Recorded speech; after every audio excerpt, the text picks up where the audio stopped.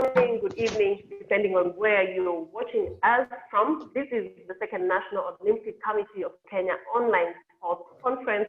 I will be your moderator this afternoon. My name is Lynne Wachira, and on day one, the National Olympic Committee of Kenya online sports conference, which tackles emotional intelligence, understanding and dealing with the social and personal effects of COVID-19. Today, we'll be focusing on maintaining fitness through the pandemic for elite athletes, because you must admit that times have really changed. The panel today is quite diverse in terms of the sports they do represent. However, they have one thing in common. All of them have this one thing in common. I'm sure if you take a quick guess, you will get it right. But guess what? All of them, the highlight of the year 2020 was going to be the Tokyo 2020 Olympics, which are now postponed.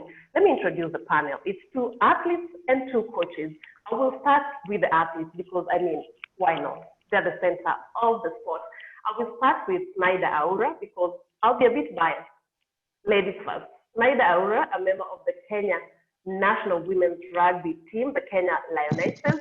And to the second athlete of the day, Mark Otieno, the fastest man in Kenya, 100 meters athlete, has represented Kenya to the World Athletics Championships, Commonwealth Games, Africa Championships, World Relays, name it. He is your Usain Bolt.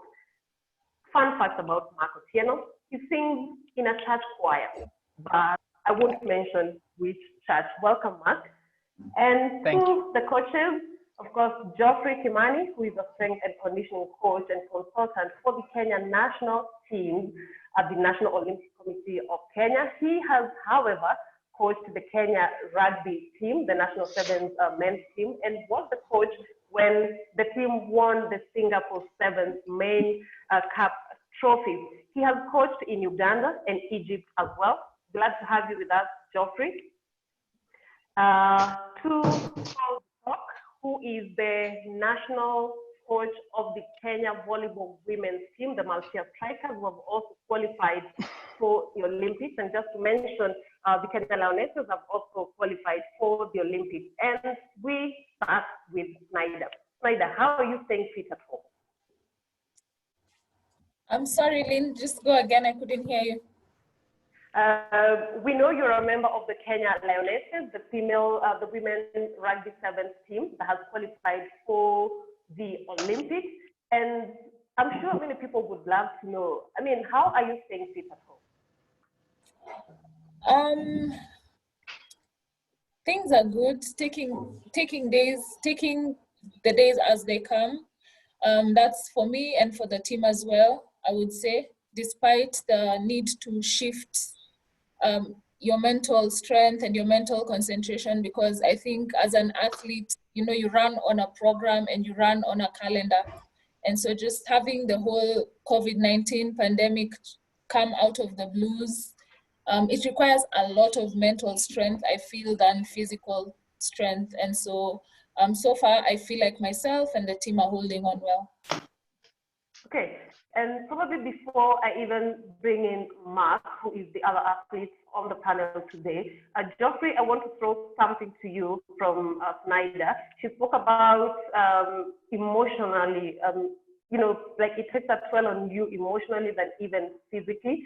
But Kimani, what is the aspect that physical fitness plays in emotional and psychological state of an athlete? Well, simply put, in strength and conditioning, we say competence builds confidence. And especially Sinaida being in a team sport, they draw the energy and confidence from each other. So if one aspect of training is missing, which is now the one that brings them together in training as a team, that camaraderie, it's always very tough for our team sport athlete to train by themselves without the input of the coach and the feedback from the coach. So if you fix the physical, then the mental becomes very easy. But whoever is in charge or whoever's role it is to fix the physical is the coach. So the coaches should really take leadership in the current times that we're in. And Sinaida, you've heard that from Coach Geoffrey. And I'm wondering, are you finding it hard to train just because you're missing the team aspect?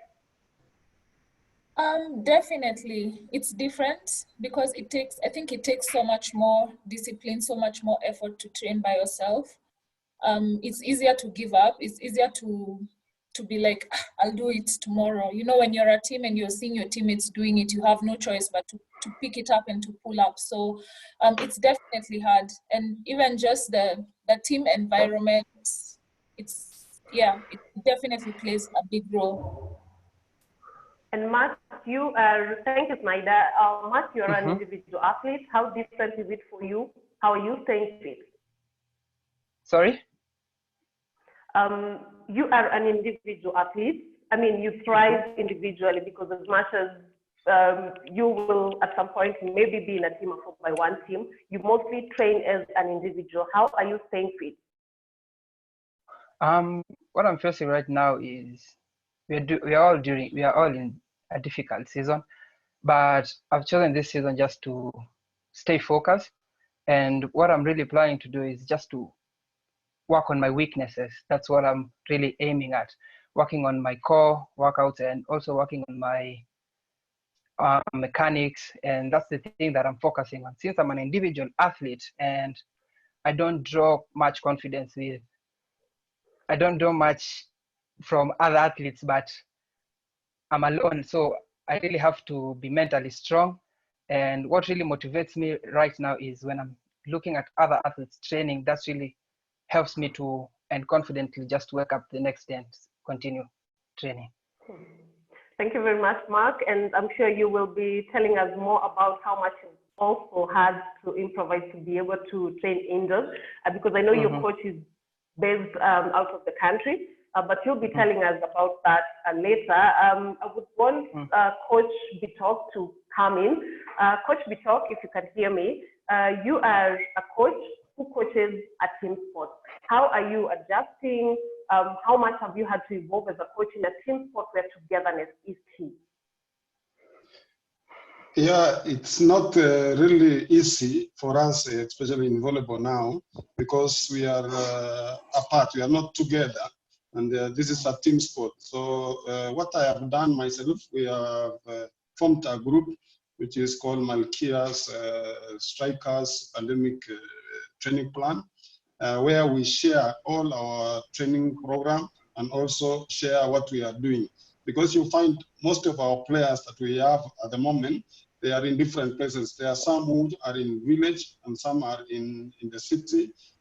So depending on the area they are, the training changes, because some have a big space, maybe in the village, they can run in the morning, in the evening, and they can have even the court for playing for certain skills.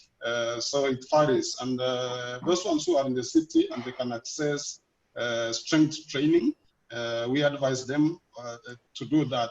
And then in our group, we have Shota, who is Japanese, is our fitness coach.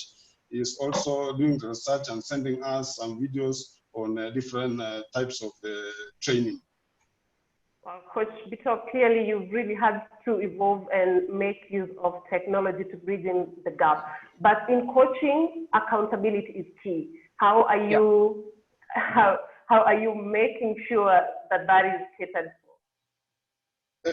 Yes, I'm very lucky that I'm working now with the national team, and these are professional players. I try to show them and to teach them to be a professional player, so that you can do certain things which you don't need to be pushed by anyone. This is the first time that we are facing this kind of a situation. So we have to tell them what to do. We have to push them through phone technology by sending us the videos. We send them the videos. We monitor them daily. So it's a bit difficult, but we are managing it because it's about self-discipline. And I like now the players, they are doing it and they are committed. Good, thank you very much, Bitok. And Coach Kimani, I think this is the place where you come in. You've had the athletes, you've had the coach, you've had their struggles. You've been a strength and conditioning coach in a team sport, individual athletes. I mean, probably this is where you come in and for your input. Okay, as the chairman said yesterday, we are in uncharted territory in terms of the time that it's taking for us to return to training. But like I've mentioned before, the coaches are well equipped with the information on what they need to do at the moment. Yes, in their training, they are trained to adjust training in case there's a challenge in terms of environment or in terms of competitions that are postponed. So the coach now really needs to go back to his training, go back to his understanding of the periodization, and put into focus or put into plan now what the athletes need to do. I like what Mark has said. Mark has said that the season is gone, but what has he gone back to? Mark has gone back to work on his weaknesses.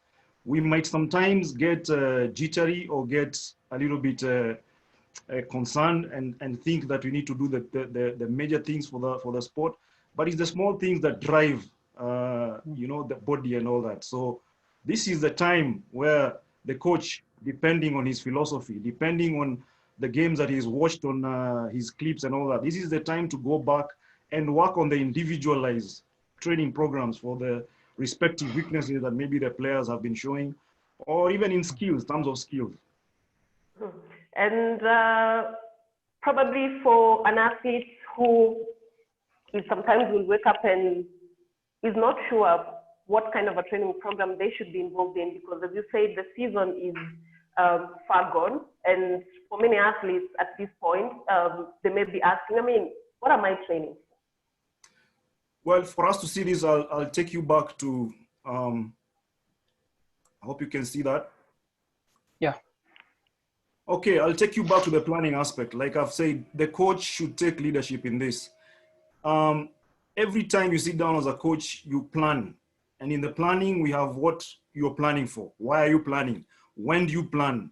Okay. When do you have your competitions? Okay. How are you going to prepare for those competitions? How much training are you going to give for that competition? This is given in coaching education courses where you're told you can do this for a long year that has multiple competitions or single competitions. What we are facing right now is a problem in terms of the time. We don't have the time. We don't know the when. The when has been taken away from us because the pandemic has an indefinite end. But the coach needs to go back to his profiling, which is our next point here. In his team, or even if it's an individual athlete, like Mark says, there are issues that maybe you have picked out from your players, okay? Their strengths, their weaknesses. Those are picked through tests, you know, and they could be not just physical, they could be skills, you know. For example, there's a volleyball player who has a weakness in receiving the ball from the left side, or who has a weakness with spiking with the left side. So this is the time to address those issues and find out, can we, first of all, you know, regress and come down to the real basic. So how do you do this? The human being or the elite athlete is driven by what we call the biomotor abilities. The biomotor abilities are known, and the panic that we are having now is that people are not able to train at those intensities or volumes that they are used to.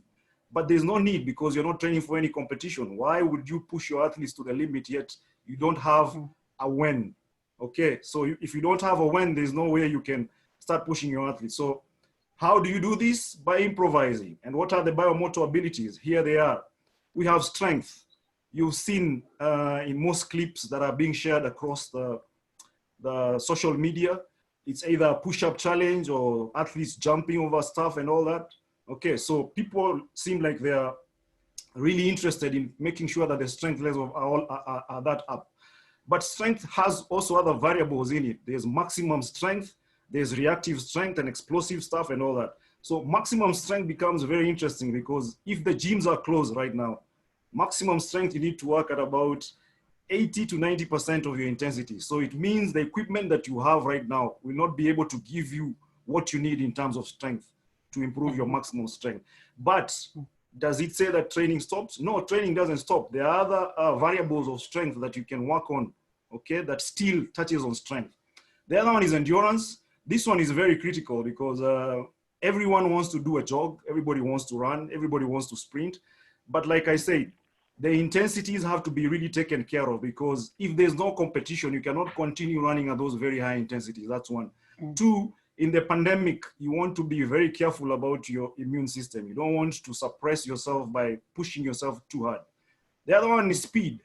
When you talk about speed, people think speed is just sprinting, but there's many variables of speed that touch all events.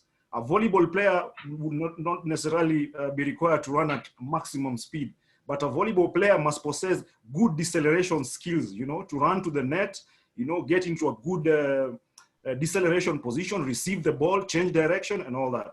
And then the last one, or the second last one, which is very much ignored, is flexibility.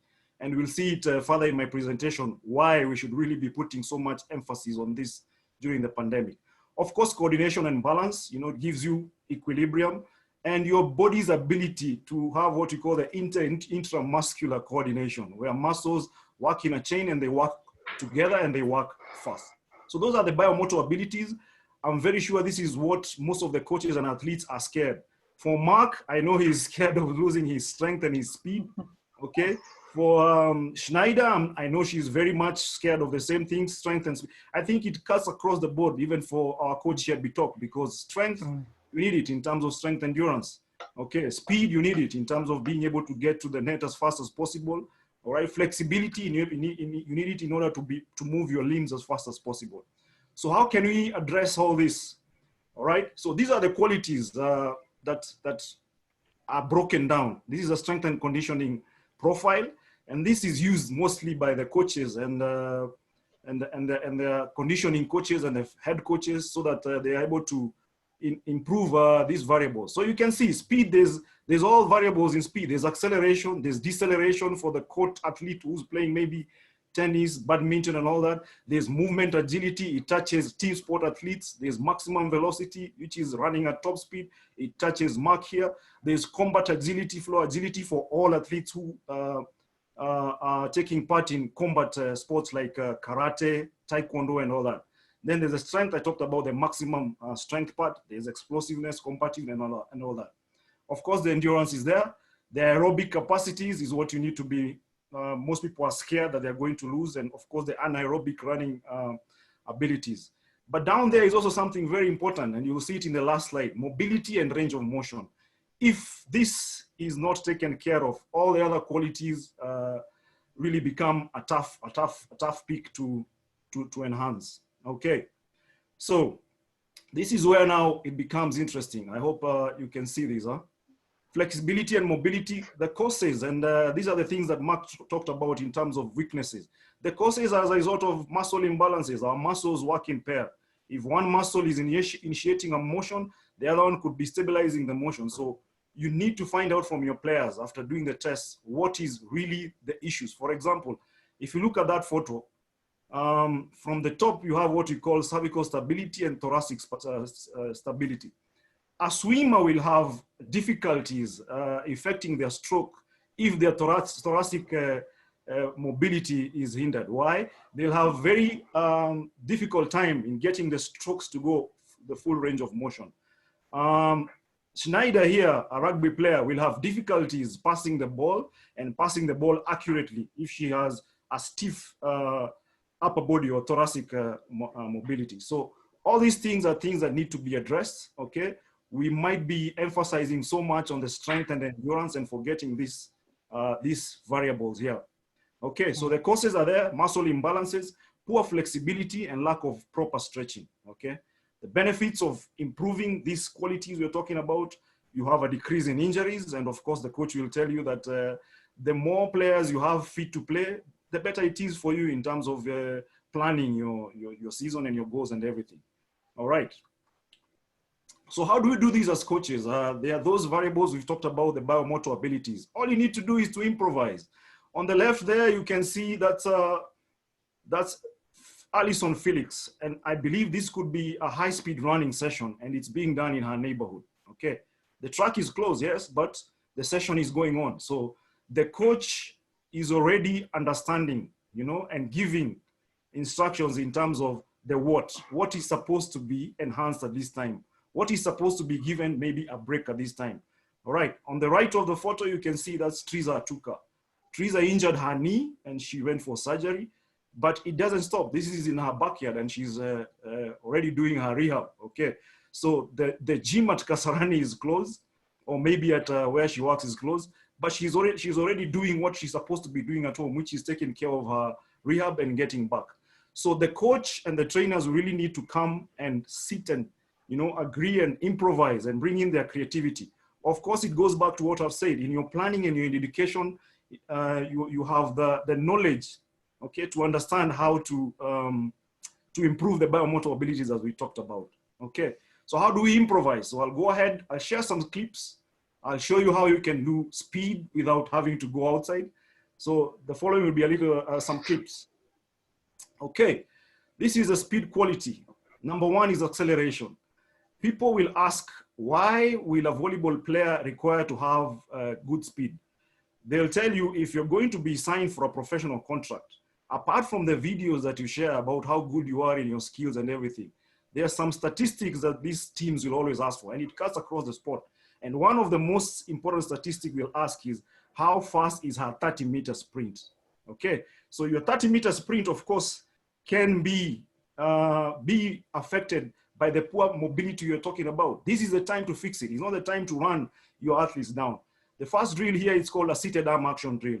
All you need is a towel, like the guy is seated on a towel. This drill here is good, teaches you the proper running form, okay? Your arm action, your feet are off the ground, but you can see at the velocities that this guy is moving at. Very fast hands, okay? What is happening?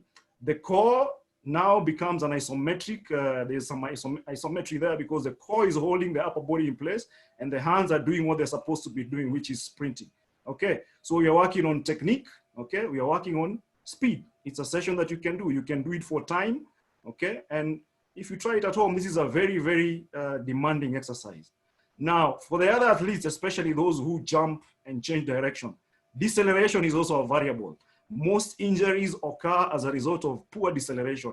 You jump, but you don't know how to come down and take care of your weight. So the next exercise here is very simple. It's an exercise that teaches you how to get down as low as possible and be able to be in good control of your body. So these are team sport athletes, and they are working on their deceleration. Is it a speed quality? Yes, it is a speed quality. So in these two clips, you can see nobody is running down the road.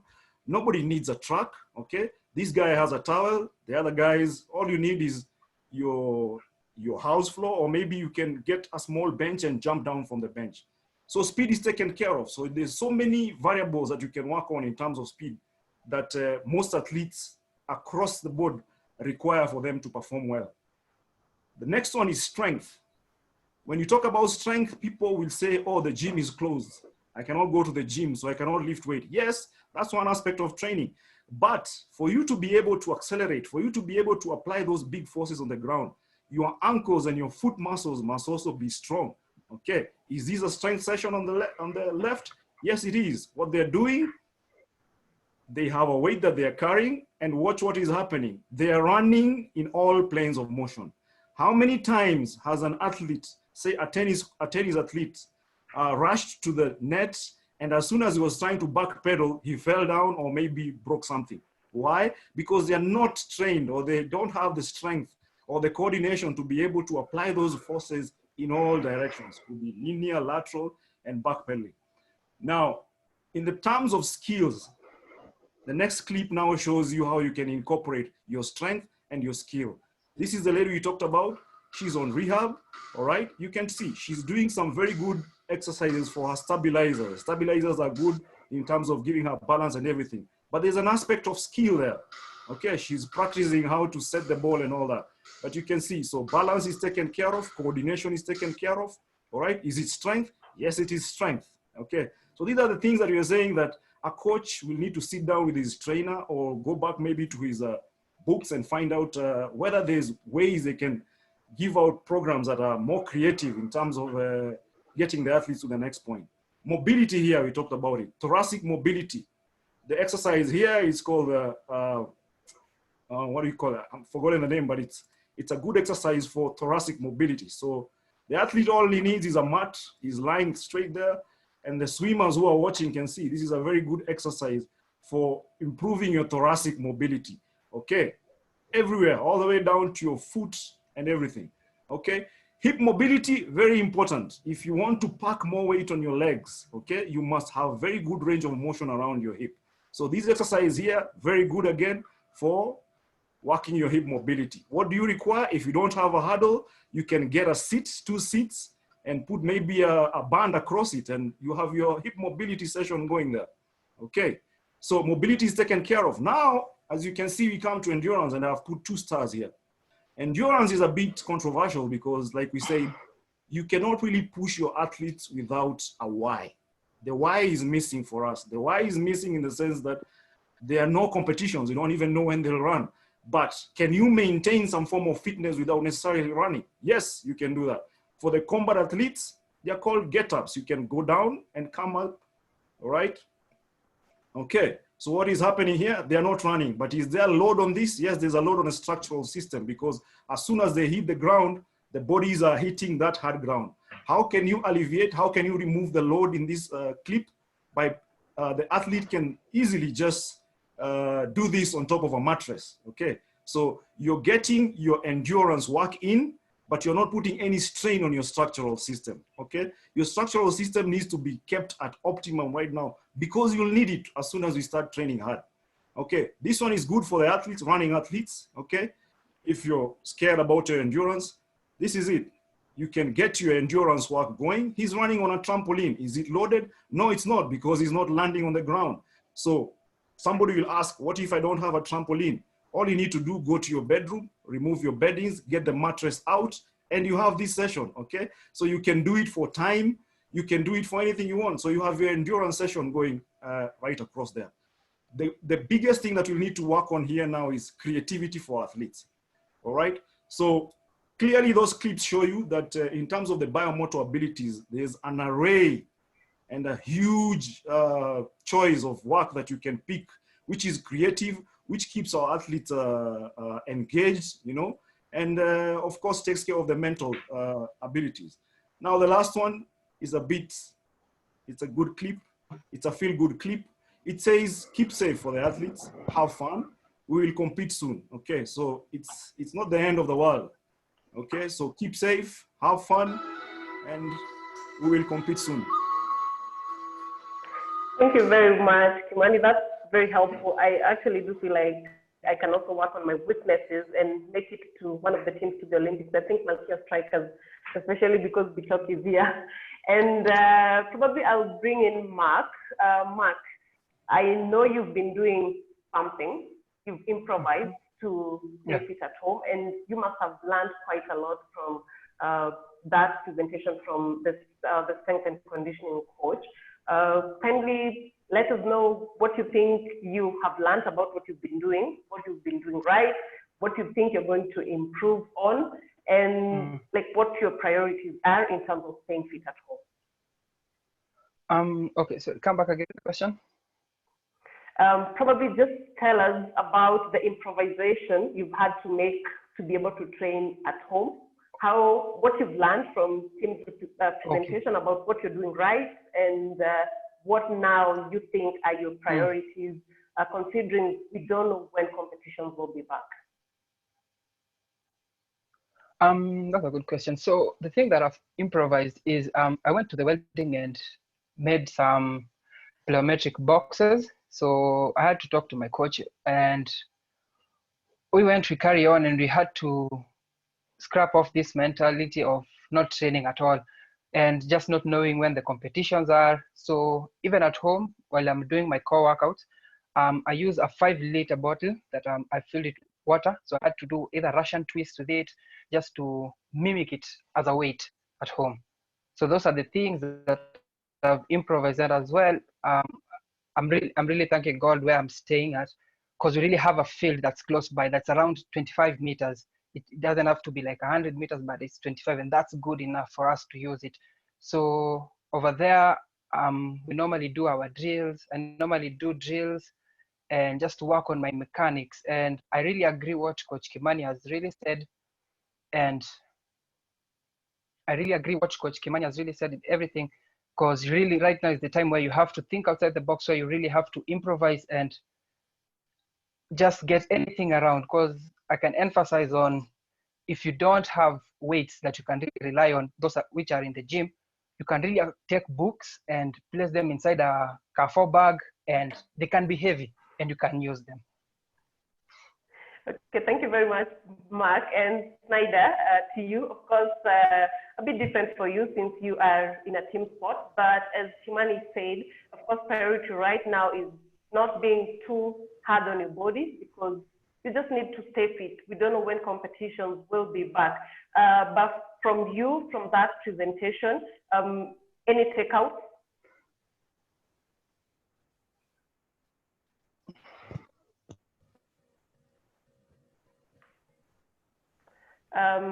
We can't hear you. We don't seem to hear you, Sinaida. Can you maybe adjust your volume? Can you hear me now? Yes, we can hear you. So tell us, what are your takeouts from Geoffrey Kimani's amazing presentation? So from Geoffrey's presentation, I think it's just been a confirmation that everything I've been doing I'm on the right track.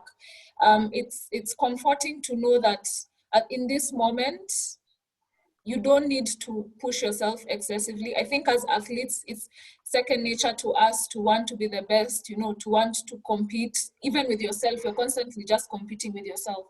And so just seeing everything that he's put up on the presentation is confirmation enough and is comforting enough just to know that at least I'm on the right track, especially when it comes to, for a team sport, it's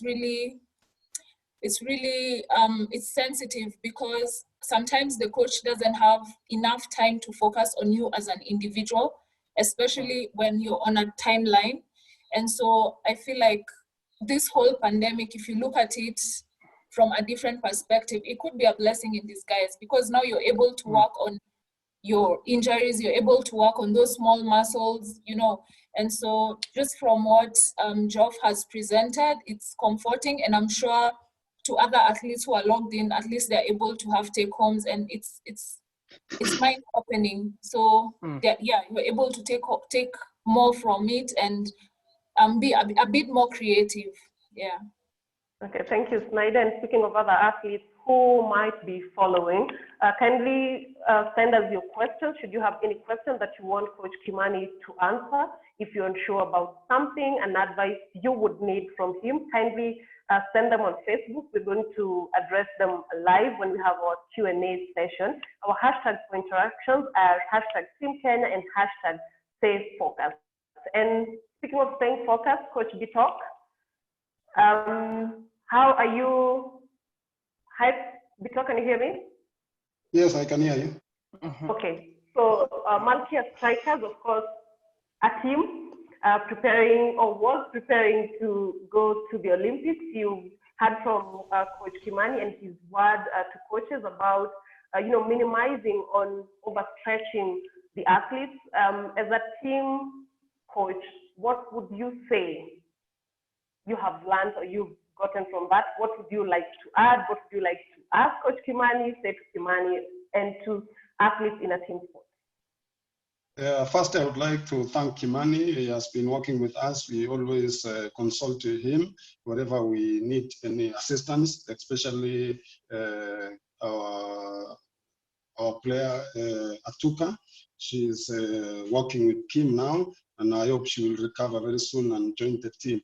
According to what he said, planning is very, very important.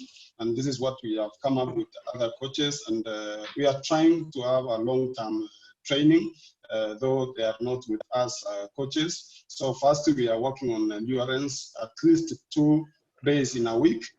We make sure that they run 30 to 1 hour in the morning, and if possible, also in the afternoon. We also have 2 days in a week where we have the speed between 30 minutes and 1 hour every day. And then we use different ways where some of the players can use steps, they can use coordination drills, and then also the flexibility, which is very important, Kim came with. And also, when it comes to strength training, we are making sure that those ones who are able to access the facilities for weightlifting. They work with some of the coaches in those centers or in those gymnasium. And then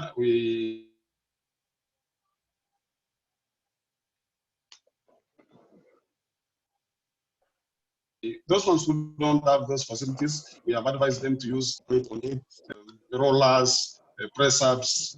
In terms of the skills, we have different position of the players. So with setters, they have to set the ball, jumping, standing, moving, and also putting the ball in the target. They must put something or they draw a circle where they can target to have the accuracy. We have attackers, they have to attack the ball on the wall. We have blockers, they have to make blocking by moving from one side to another one. We have receivers, they have also to use the wall together with liberos. And then service, also we encourage our players to serve the ball if possible, if they have the net of their own. If not, they can still use one of the walls on their home. And then when it comes to the movement, which is very, very important for us to have the mood of the game. So we make sure that the receivers, they have side steps, they have front forward and coming back. We have. And Coach Bitok, we seem to be losing you there a bit, and maybe to just take it. Go to side step. Yes, but mostly we work on our weakness when it comes to skills. I try as much as possible to advise them that your weak point is this side. So when it comes to skills, we personalize, and then it will help us to finalize the weakness that we had before. Thank you very much, Coach Bitok, and I will pick up from where you've left. Speaking of Triza Atuka, to go straight into the Q&A and have a few questions that have been addressed to the panel answered. And I will probably start with a question from Daniel Wahome. These questions can be answered by both Kimani and Bitok. And the question is, how do you remotely manage an athlete who's getting back to training after being out through injury? And here, case in point is Malkia striker Triza Atuka. Maybe Kimani, you can take that up because you're working with Atuka. Well, like I said, you really have to give cognizance to the qualities that you want to improve. Triza was coming from knee surgery. So from knee surgery, it means she was out of training, or she's been out of training for the last 3 or 4 months. What happens when you're out of training? There's what we call muscle atrophy. You lose muscle. So whichever leg that got injured loses muscle. So you cannot just jump into training or running and all that. The most important thing is to stabilize that athlete first. Stabilization exercises like we are doing, stabilizing the muscles that hold on, that hold the structural system, your adductors, the small muscles. So right now we're in our 2nd month. Our 1st month was basically making sure that she's able to do these drills without any pain. And of course, making sure that she's doing them in the proper range of motion.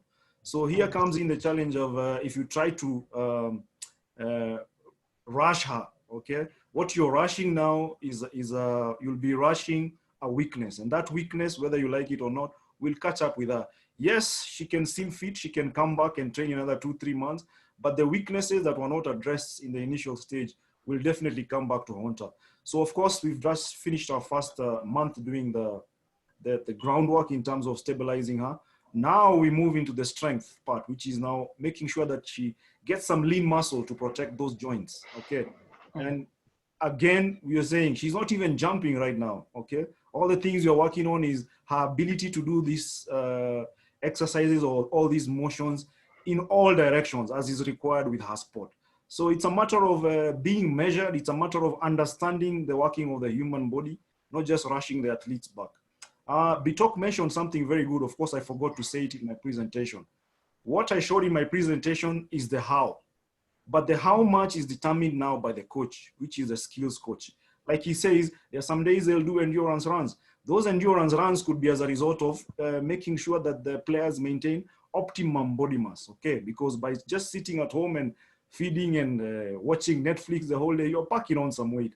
So this really shows that if you can have a coach who's working in tandem with a good conditioning guy, you're able to get to your goals quickly. So in terms of the what, for the biomotor abilities, you would want to do some exercises that touch on strength at least twice a week, some bit of endurance at least once a week, because what he said takes us further to what we call the principles of training. The principles of training guide us as practitioners in terms of knowing how much you're going to put in terms of prescription of exercise and all that. So thank you, Kim. And speaking of how much, of course you said a coach, of course would know. But here I want to bring in Sinaida, and because there's a question that is addressed to her by Daniel Mahome. It has everything again to do with physical fitness, physical training. Seems like injuries are really a huge worry. And Sinaida, you're not new to injuries and crazy surgeries as well. So there's a question for you. How would you advise an athlete who is getting back to full training after being out through injuries? You know, just quickly, how hard, how easy do they need to go to balance their physical and mental expectations? First, I would ask them to be kind to themselves, because it won't help to beat yourself up. You 100% you will not be able to do what you did before prior to the surgery. And so be kind to yourself. The second thing I would say is prepare yourself, because it's a tough ride, you know. Prepare yourself, especially mentally, because some of the things that you'll have to endure when you're doing your rehabilitations are going to take you out of your comfort zone, whether you like it or not. Thirdly, I would tell them that 100%, as long as you sow and you put in the effort, you'll come back stronger than you were before. So don't take it negatively, just take it as your blessing and come back stronger. Must be really hard to take an injury as a blessing, obviously. I forgot to mention also, make sure you surround yourself with positive people, like people who will support you. That's very important. Okay, thank you very much, Sinaida. That's really helpful. And to Mark Otieno, Kenya's Usain Bolt, there's a question for you from Daniel Mahome. How are you running your training program, given that qualifying for the Olympics is closed till December 5th? You know, just quickly, how do you make sure that, you know, the training that you undergo is just enough, not too much, not too little to target December? The thing is, I have to gauge, because right now, okay, even during December, I won't be in top shape.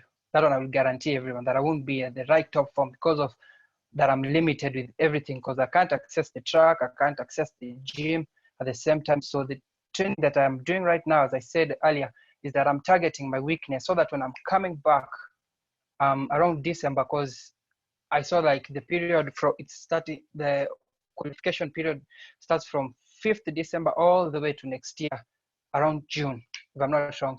So at least I'll be back stronger, and I will have polished all my weaknesses, and I'll be ready by next year, June.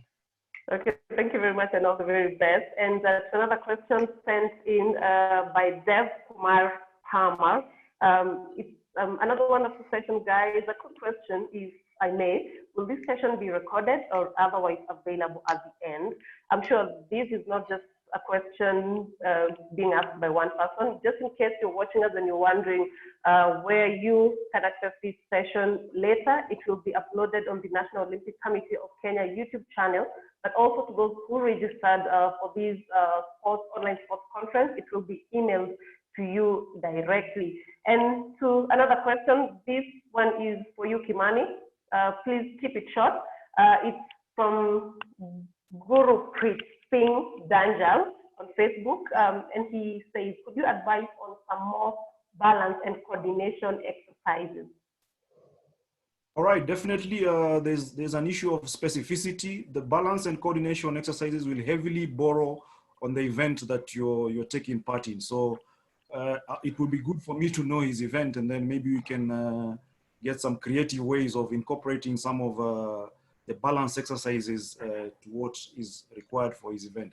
But definitely, of course, there will be the the general ones, like the ones I showed, standing on one foot is very good for your ankle proprioception and all that. There's the general exercises, and then there are those that we can be able to link to the event that the athlete is taking part in. Okay, I'm so sorry, but I promise it's not COVID-19 for sure. And probably as we come to a close, I would want to hear a few closing remarks from Bitok, to start with you. Yes, what I can normally encourage our players is just to be self-disciplined. These ones, we are not there to follow you, we are not there to push you, so it depends on an individual player. So I'm encouraging them, please, let's work. We have a lot of work coming ahead of us next year in Olympics, so we have to maintain our level, because if we gain a lot of weight now, it will be very, very difficult for us to catch up. Otherwise, thank you for having me in this show. And if any questions concerning volleyball, I'll be ready to answer. Okay. And of course, probably what I would want Kimani to, as he gives us his closing remarks, the questions that have come in. And the question is, diet is very key for all sportsmen during this time when the physical activities are way reduced for the coaches. How do they monitor? What do they advise? And for the two athletes, probably you will answer this in your closing remarks. What are you eating now? This is from Timothy Olobulu of Capital FM. Okay, in terms of the diet and all that, this again will have to be a conjunction between the coach, the team nutritionist, depending on the needs of the players. There are players who need to pack on some weight in order to reach the optimum playing weight and all that. There are players who need to shed some weight. But of course, in our setting in Kenya, you don't want really to put so much, not emphasis, you don't want to go very hard on the diet, because people eat what they can get at the moment. It's really tough for everyone.